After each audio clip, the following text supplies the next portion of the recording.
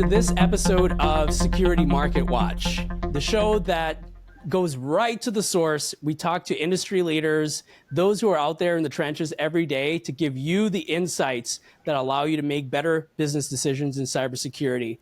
Today, Maggie and I are talking to Eric Olden, and Eric is the CEO of Strata, which is a identity orchestration platform, identity orchestration solution. And so today we're going to learn a lot about the identity neck of the woods and get his input on his slice of the industry. So Eric, welcome to Security Market Watch. Thanks for having me, Josh and Maggie. Looking forward to the conversation. For those who don't know, what is identity orchestration and what is an identity orchestration solution? So identity orchestration is a new way to manage identity when you have more than one place that you need to manage identity. And typically it's in multiple clouds. If you're using, say, your on-premises data center and you're also using a public cloud like Amazon or Azure or Google, and you've got now two clouds, the public and the private, that you need to manage identity. Or you may be using multiple public clouds, Amazon and Azure. Well, each of these environments has an identity provider built into it. And the challenge that organizations face today in multi-cloud and hybrid is how do we make all of these different systems that weren't designed to work together play nice with one another, so that we as an organization can use whatever identity system makes sense for the use case and the application at hand. So we're like to think of what we're doing is building the VMware of identity and doing for identity what virtualization did for compute and storage and networking. In my research on Strata, I saw that the way that you've kind of explained it was taking away the identity layer of an application and somehow unifying that under Strata so that your organizations are not, across all of their apps trying to manage identity and sort of, redoing everything from app to app to app to app. But that is my surface level understanding of it. Can you let us know why is that a pain point for customers?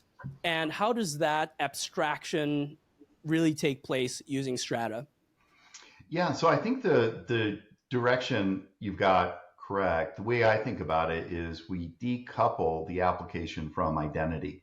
And if you've ever deployed identity to secure applications, you'll recognize the pattern of the last mile integration, right? Where you have to make the identity known to the application. And over the last, in my case, 27 years, we've seen that move from being a proprietary way that we did it in the early days to a standardized way that we do it today, using protocols like SAML and OpenID Connect.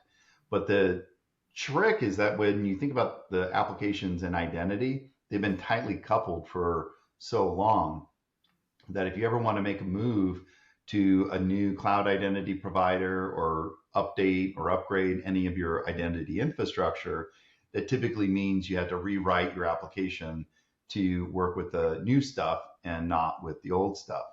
So by decoupling using an abstraction layer, you're able to have the application think it's still talking to the identity system that it was yesterday, but in fact, you've switched the identity provider from the old to a new one, and the application is none the wiser. And by doing it with software, you avoid having to do it by hand, which typically saves about 6 months of refactoring and recoding and retesting, and it usually costs organizations a reasonable amount of money. And so when you try and do this at scale and you've got hundreds or thousands of applications, you can see quickly that doing it by hand is virtually impossible. So we created this new approach to do this using software. And not only have we decoupled the application from infrastructure, but we've added a lot of new automation capabilities at the orchestration layer that I'd love to share more details with. What is the time to value on something like this? So time to value, if you're thinking about deploying orchestration within identity, typically you can get things up and running. We describe our world as live in five days. So time to value can be as short as 2 weeks. And you can basically do in minutes what used to take months. So if you're thinking about, hey, how do we show results very quickly so we can justify doing more and expanding, we encourage our customers to focus on getting a quick win, and you can usually do that in a meaningful way in less than 30 days.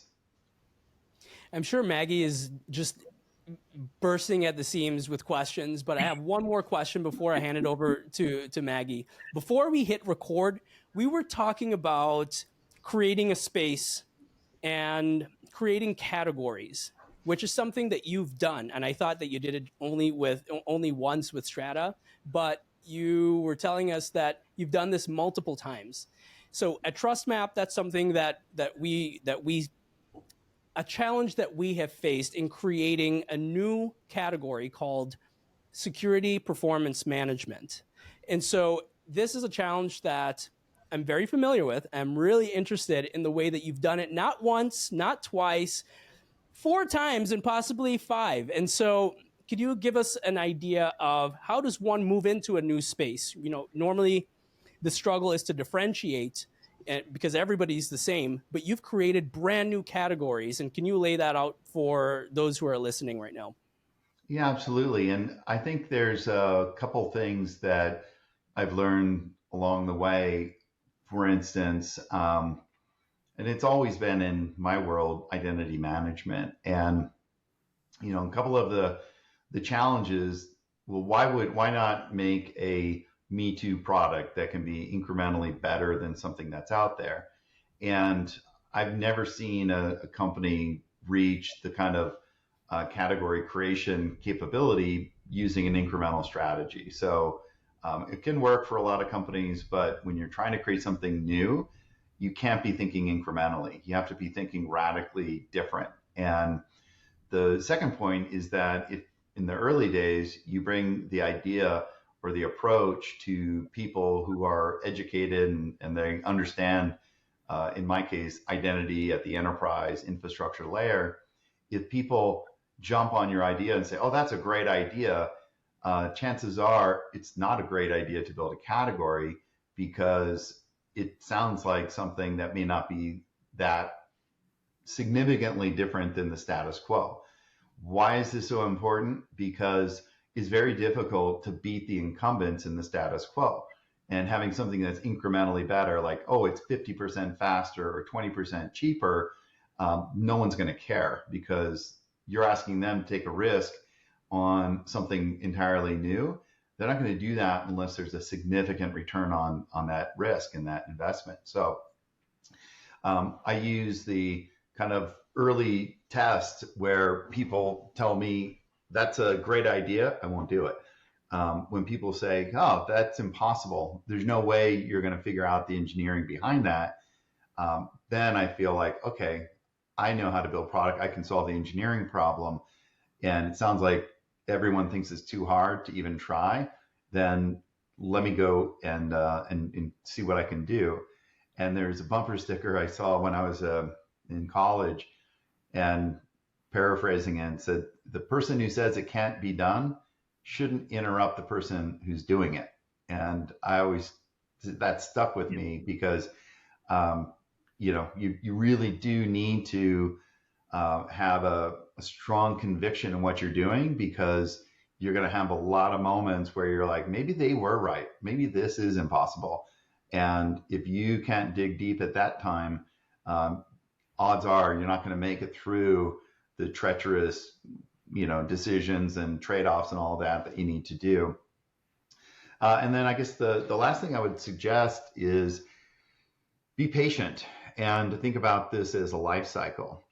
And what's worked well for me has been to, when you're initially creating a market, don't think about your product, think about the problem, and think about, is that problem that you're going to build something to solve a big enough problem?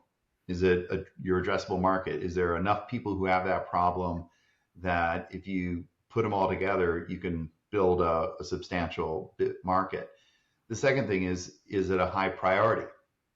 Because if the problem exists, but it's, 10, 15 rows down on your priority list, odds are you'll never get the attention that it takes to be able to, make that person invest. And then the return on that investment, because you've got to have proof. So these three P's, the pain or the problem, the priority, and the proof.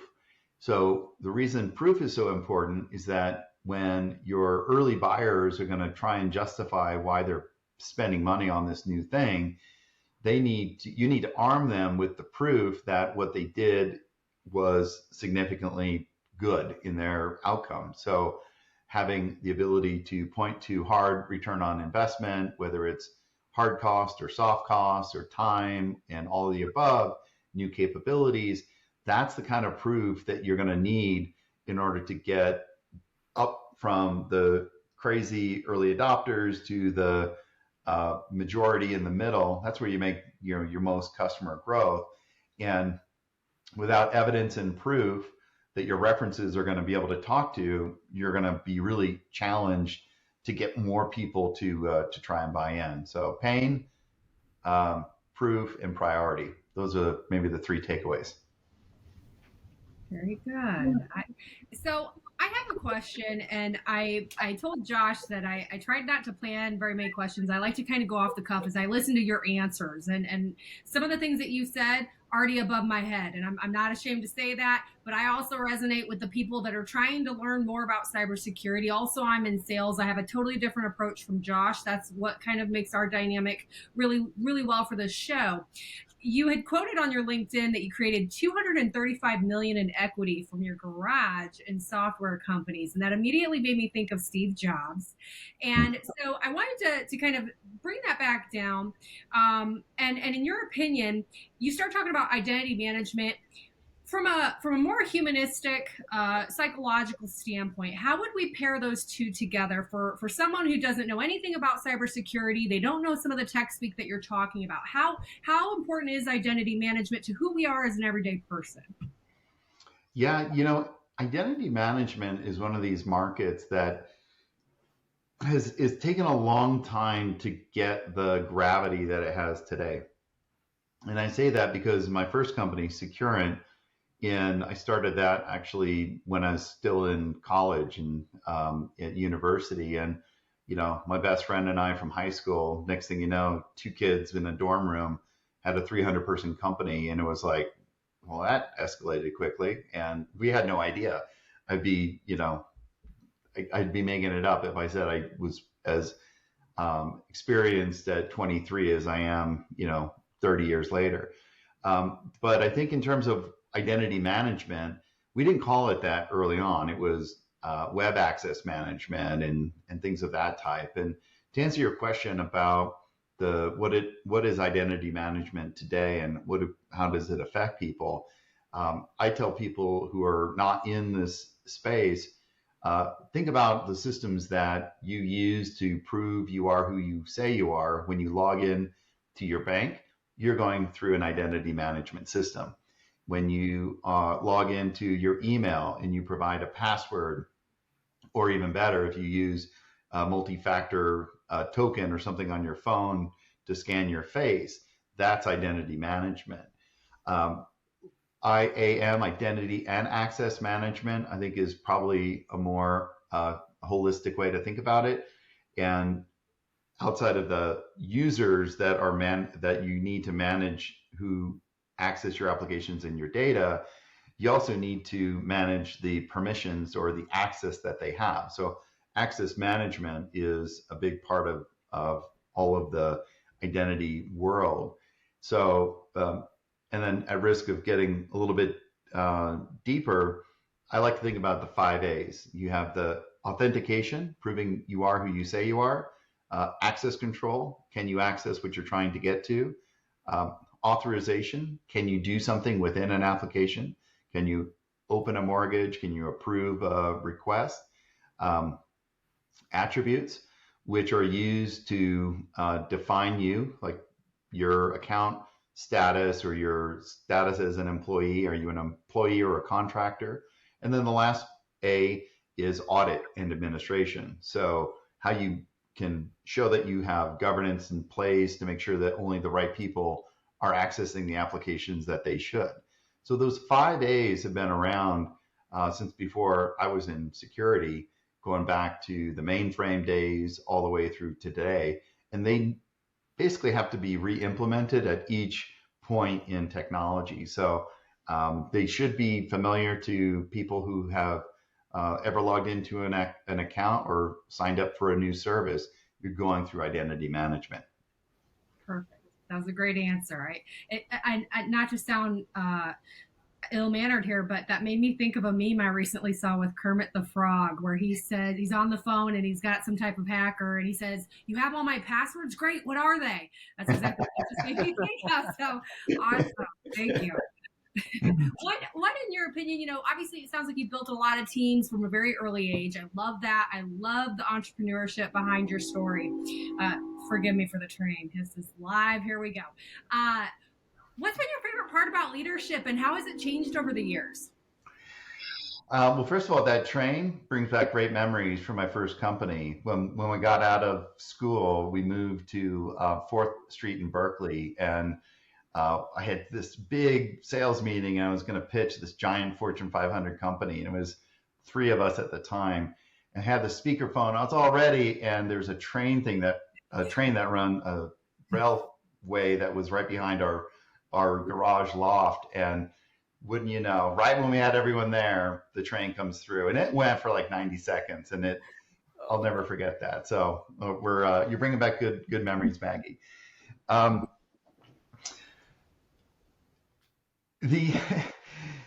Can you ask your question again? I was just, well, now you got me thinking about my train tracks, because it's the busiest one here in where I'm at, and they're going to the biggest GM manufacturer. Anyway, neither here nor there.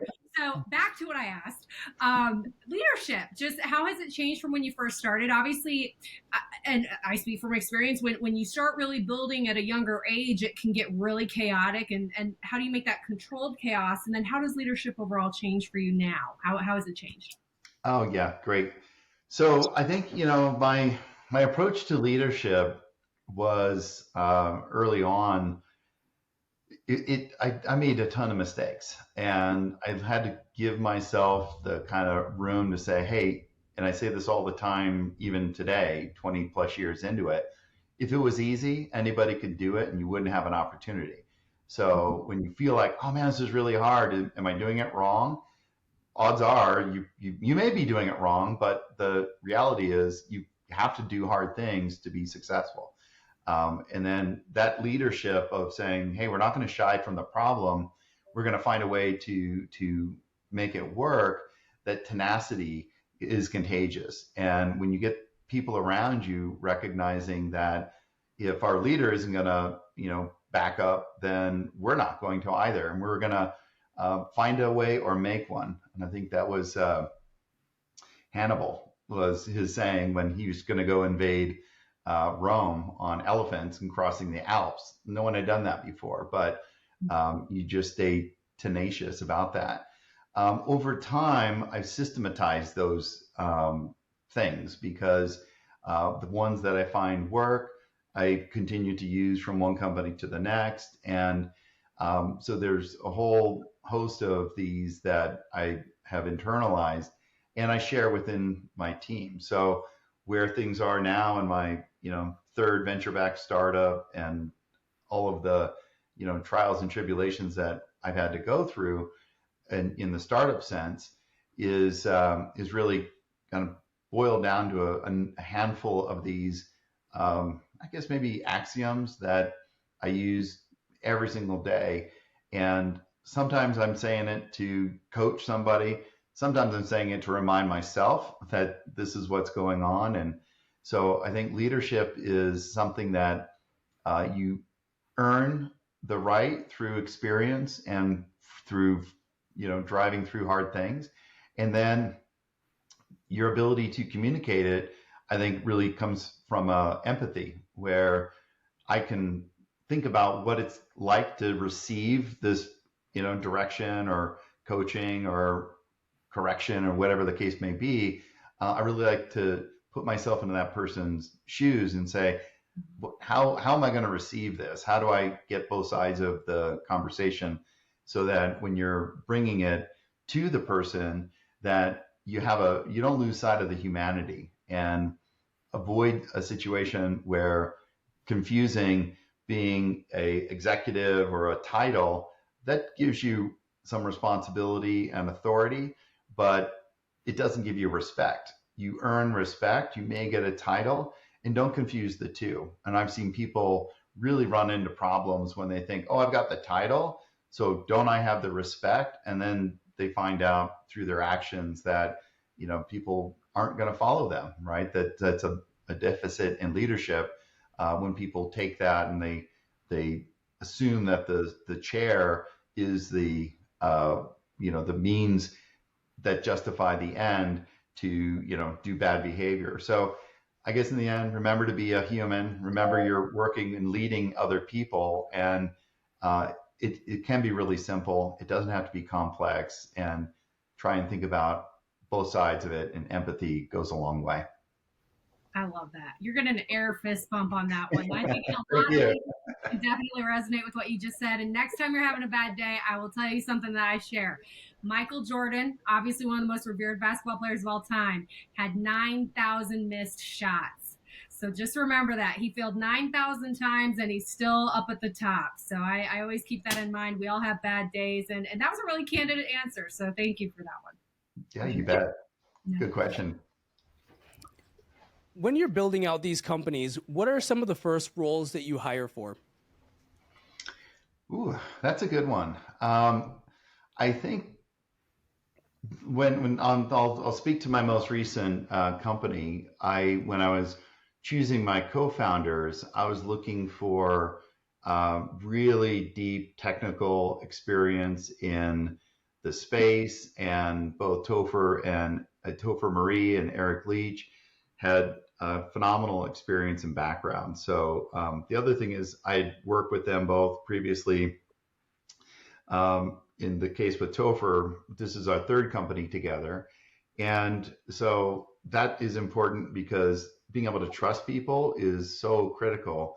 And if you've already worked with them, you know where they're coming from. You can focus more on moving forward than kind of building a foundation because it's already in place. Once we had the three of us, then we started to look at the next ring out of kind of the first team in on the ground floor. And who we brought on at that point were people who had a lot of experience as well in the space of identity, because it's a very niche kind of thing. But from a functional standpoint, we brought on marketing talent and implementation and services talent, and also on the engineering side, some phenomenal engineers that I had worked with before. And within the first, and operations and legal. So we went from 3 people to 7 people within about 30 days. And that was the kind of get somebody who's good at those different functions and bring us all together. So we were about 7 people for a good amount of time. And then we started to add more depth into each one of those functions. But one thing we didn't do until very late, relatively late years into it, was hire anyone in sales. And the reason for that was that early days in a new category, in a new market, there's no substitute for the founders and that early team from being right with the customer. And you get the highest fidelity on those pain, priority, and problem issues when you hear it directly. And so even though we well, I know a huge amount of very talented go-to-market people. I didn't want to have anything in between me and the customer because I feel like I'm the closest to the problem on innovation. So anything that if we end up playing the operator game where things get diluted further from the source, that can kill your company. So we basically made sure that we've got very direct customer feedback interviews, and we did dozens and now over 100 of companies that we've talked to. And once we had all of that, we got our early product out, we had our first, 10 plus customers. It was then when we thought, okay, now it's time to scale the go-to-market because we had product market fit. And so, that's how I did it here, and that's how I recommend people do it in other companies that I'm involved with. I dug through some of your show notes in a podcast that you did, and you mentioned that the initial task, speaking of perfect product market fit, you mentioned that the initial task for Strata was to find the perfect product market fit. So exactly what steps did you take to follow, or what steps did you follow to identify this, and how did it influence your go-to-market strategy? Yeah, so I think the way that we did it rather, and I guess in a way we continue to do it, is to really start with deep understanding of your customer persona. And when you're building a product, you want to understand what are the problems that are important, and then what are the jobs to be done. I don't know who came up with that acronym, but the jobs to be done mean what does a day in the life of that person look like? And you can translate those jobs that they need to do into use cases that you can implement in software. So once you start to get that part of the problem, it builds like a snowball, right? You start to see a pattern, you say, oh, well, everyone was talking about this, so that is a common thing. Only now and then do we hear people talk about this other outlier. Maybe that's not a place to really prioritize investment. Once you get that in place, and you do that using customer development interview. And there's a book out there, you can find it online, Kathy Alvarez, called Customer Development. And she just really nailed it. So if anyone wants to know the playbook, I think she wrote a great one. We use it here at Strata. I've recommended it for a long time with a lot of people. So once you got that, now you've got your product, and now need to focus on the market. So then the market, that's another area that you want to understand. Where are you going to start? In the enterprise, the SMB, the consumer market? That's one way to break up a market. My experience is all in the enterprise. That's just the where identity sits. So very quickly we said, we're going to focus on solving this identity problem for multi-cloud, because that's what everyone's saying is their problem. And we're going to focus on the enterprise and the large organizations. And holding the line, because when you're in these early days, you want to make sales, you want to close customers, and there's a natural drive to win. But we turned down a whole bunch of customers that could have been phenomenal, but they weren't building in my target demographic or firmographic. So we said, hey, that's interesting. Maybe in the future we'll come back and have a conversation, but we're going to stay focused on as small a niche as you can get. So in our case, we took the enterprise, and then we said, okay, within the enterprise, where is this pain most acutely felt? And things like, is it a regulated industry? And there's so many regulations that people need to show that they've got identity management policies in place.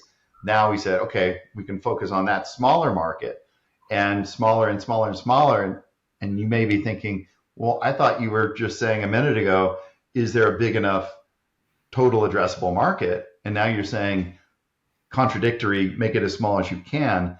Well, the way to think about the two of those is, how big is the ocean or lake or stream that you're going to fish in. And then the next question is, how many fish are there in that lake and stream and so on? So they're related, but not the same. And so once you get really specialized, now you can have that conversation with your prospect. And early days, you're going to be having a really broad conversation because they don't know what you're talking about.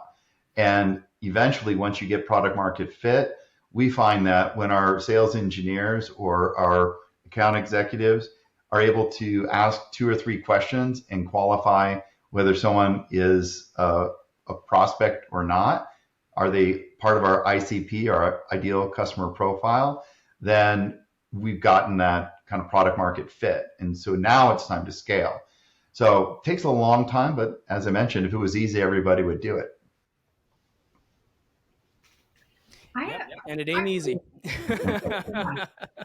That made me think of a quote I just recently heard, where we probably all heard, if you give a person a fish, they're going to eat for a day. If you teach a person to fish, they'll fish for a lifetime. But if you teach a person to fish, it could change a game. So that kind of just made me think of that with your fish quote. But kind of switching gears, and I apologize, Josh, because I know you got a list of questions. No, please. I'm curious to ask someone, you just got so many amazing ideas here, and a topic that's been coming up, at least for me on my end. I've recently taken up natural language processing and actually doing the creative writing portion of that, doing the auditing, quality checks, those types of things. And I'm starting to, with my own tech portfolio advisement, getting contacted by people that are wanting to do startup companies that would be competitors, for instance, to Scale AI, things like that. So with regard to this topic in particular, and this is an opinion, okay, and no one say Maggie said, but what's your take on where things are just kind of headed specifically with AI and overall machine learning right now? Yeah, I'm super excited about it. I've had a good amount of exposure and experience with it, starting with machine learning at a media targeting company that I was part of. And then more recently at Oracle, we had a lot of really cool early stuff around chatbot automation and so forth. So it's been in my kind of world for 10 years now.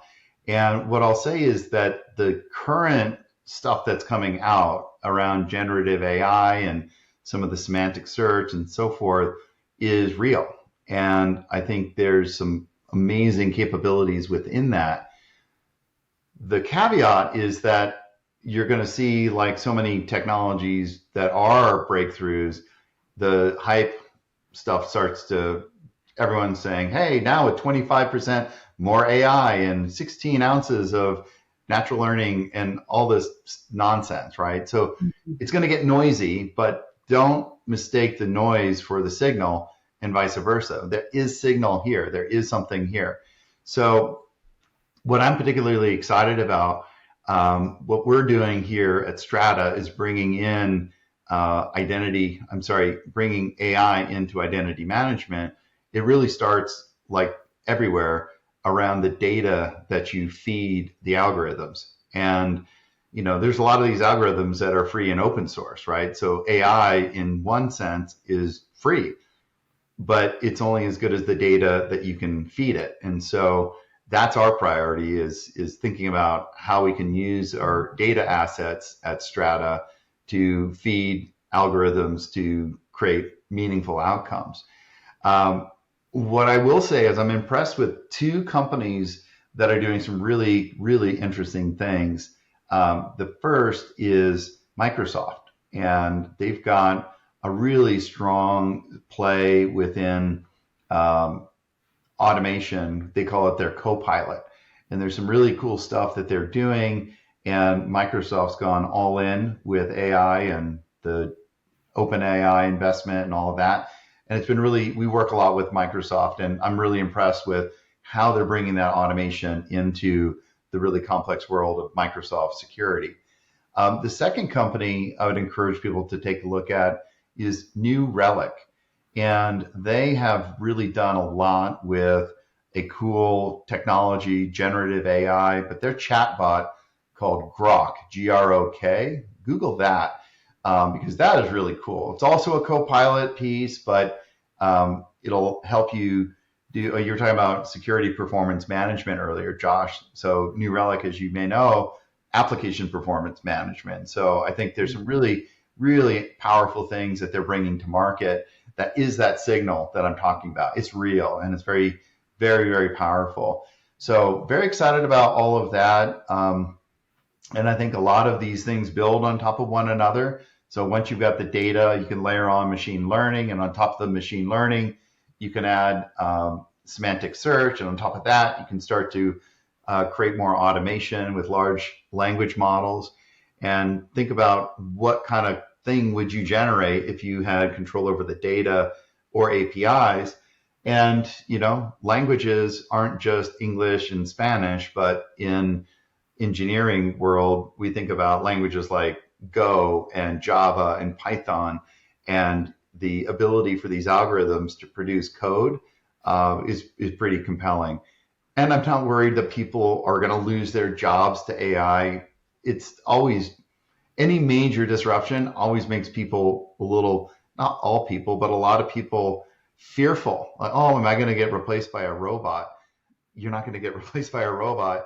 It's the people who figure out how to use the tool. They're the ones that are going to get ahead. So I run towards it, not away from it. And I think it's always going to be more powerful to be a man or woman plus AI than just an AI on its own. Yes. 100%. I am bought in. I am sold on AI. One of the things, though, that worries a lot of people, and that worries me, especially as someone, I use ChatGPT quite a lot, mostly just asking it stuff like, what is life?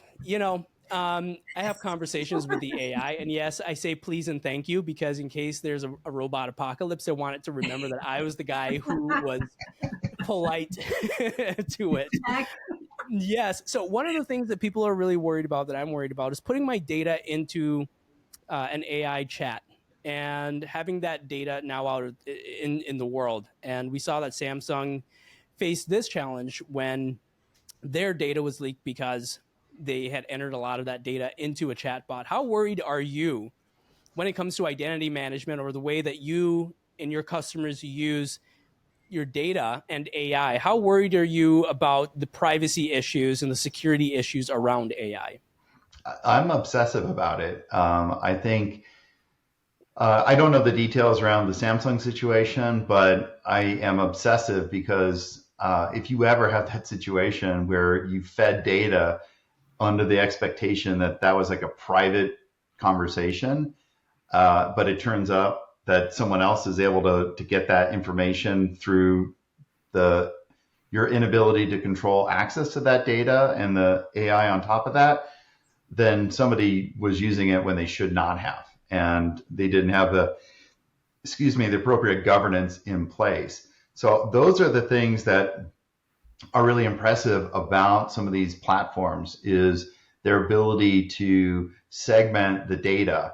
If you're just going to ChatGPT and you're using the consumer beta, they have warnings that say, look, don't tell us something that's proprietary, because the way that the system works on the publicly facing free things, you should assume that whatever you put in there is going to be seen by anybody else. And so if you're dealing with confidential data the way that security and identity data is, you have to make sure and double check and verify consistently that the controls that you put in place are enforced so that you never have that situation, right? Trust but verify. And so I think if you aren't obsessing about it, then you're going to have a problem. And but that said, there are ways to address that. And so it really comes down to data governance more than anything, and being clear when you're setting up your AI program within the organization that you manage the way in which people can put company information, or should never put certain kinds of company information into an AI. So it's not without a set of risks, but I think they're manageable. But I never stop thinking about it, and we're incredibly obsessive about making sure that everything is encrypted and everything is controlled, and that only the right people can have access to the right data. So it never stops. So you're probably good to be afraid of having that go to the wrong place. It's good to be paranoid. I don't mean to put you on the spot here, but what local options are there for folks who want an alternative to ChatGPT or Bard or, Brock? I can't remember. Is it Brock? Grok, you mean Grok. like New Relic? Yeah. So I think there's a couple of different categories that we're talking about here. Grok is a AI that I believe is a licensed version of OpenAI, ChatGPT-4, and then some other kind of tools. And they, and I don't want to, I'm speculating here, right? Because I don't have direct information. But I suspect that the New Relic team worked out a licensing agreement with ChatGPT and OpenAI so that they can point it at their own proprietary data and that won't get shared elsewhere.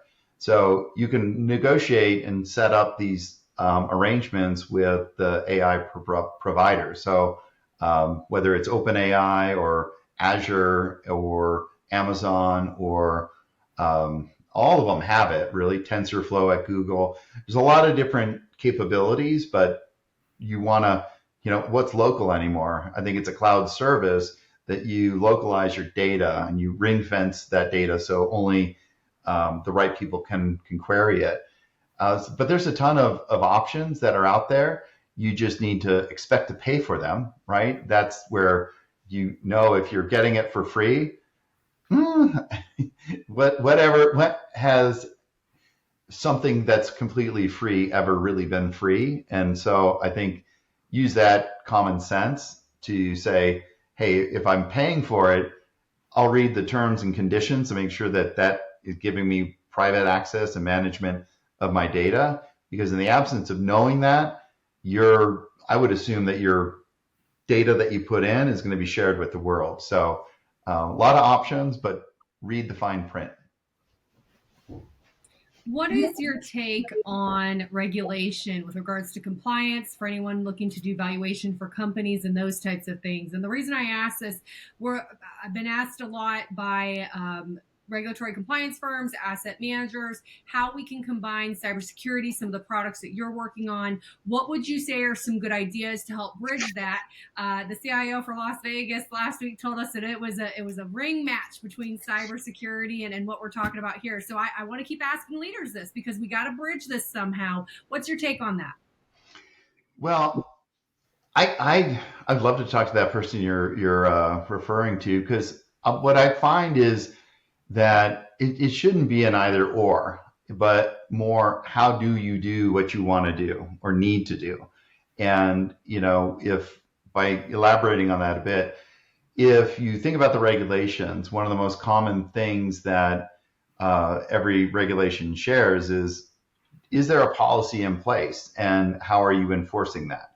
And if you don't have an information security policy, start with that, right? Sounds common sense, but I forget who said it. Common sense isn't all that common. And so I think when you look at that and say, well, of course, we got to show we have a policy. Then you think about how do you implement that policy? Now you're starting to talk about technology, and then what is the policy or what is the risk that you're trying to manage? And so of all of the risks that I see out there that are showing up in regulations, as well as cyber insurance criteria, it's another way to think about it, right? Outside of, are my regulatory compliance needs met? Can you get insurance to cover your cyber risk? And inside of the insurance world, if they are paid to identify and manage risk, so what you'll find today is that a huge priority is on getting rid of passwords. And I think that's a great thing because our software at Strata, we design passwords out. So there's no place to use a password in our software. We just don't have to ever worry about them getting phished because we never have passwords to begin with. And so if you think about now the different ways to solve password authentication, how to get rid of it, there's a whole host of different things that you can choose from, and choose the technology that works for your business. But if the idea is that the IT team and security are at odds with the regulatory compliance, I like to get people more aligned and say, look, the security and tech team is going to implement the policies that IT leadership comes up with. Now we're all on the same team, and we're all trying to do this in service of meeting that regulatory requirement. So I guess really my advice to that CIO would be, maybe looking at aligning the organization and figuring out how do you get that consistency from the regulation to the implementation and everything in between. That's a leadership thing. That's a conversation. That's how you manage that initiative. I think will go a long way to making that successful. Well, Eric, not to burst your bubble, but I've got money on this. I've already placed my bets on this fight, and it's going to happen. It's going to be a cage match, and we're going to have it in Vegas. So there's no way that's not going to happen because I've got a lot of money riding on this. So we're approaching the end of the show, and there's a topic that's sort of been swirling around my head this entire time that we've had this conversation. It's kind of stuck. So Maggie had mentioned your creation of X amount of equity, and that's a dollar amount, right? So normally we would think of creating equity as a dollar amount. And I'm thinking, what really is the difference between equity and value? If you create $280 million in equity, are we saying that you're also creating $280 million in value to the customer? Are those things equal, or is there a distinction between equity and value? Yeah, they're completely different, and in many ways very unrelated. When I think about equity value creation, and that quote was from a long time ago, we've done a lot of other really compelling things since. That number should be revised upwards significantly. But to answer your question, Josh, I think it's not how much the shares are worth and the shareholders and how they do, but it's what is the impact that technology or that company has in the broader industry. And from my standpoint, I focus first on creating value, because if you do that, the equity, the money side will take care of itself, right? And if you are trying to make money, but you don't create any value, you're not going to actually make it work. It has to go the other way around. And to that end, there are things that I'll do that are about creating value that have no expectation of monetization. And that comes around standards. And, having been fortunate to be part of 2 identity standards, early days on the co-authoring of SAML, but then more recently here with Strata, co-authoring a new standard for policy called Identity Query Language, or IDQL. And we do all of this work to enable the customer to be able to mix and match their different clouds and have policy work wherever they are, to avoid trains, dogs, cats, you name it. And what we do is we do that so that the customer has choices and not to get locked in. We give that software away for free. We got an open source reference implementation at the Cloud Native Computing Foundation called Hexa. And it's all about creating value for the customer with the expectation that if we want to monetize something, it's going to be because of our reputation as the team that solved all these problems, didn't ask to get paid for it.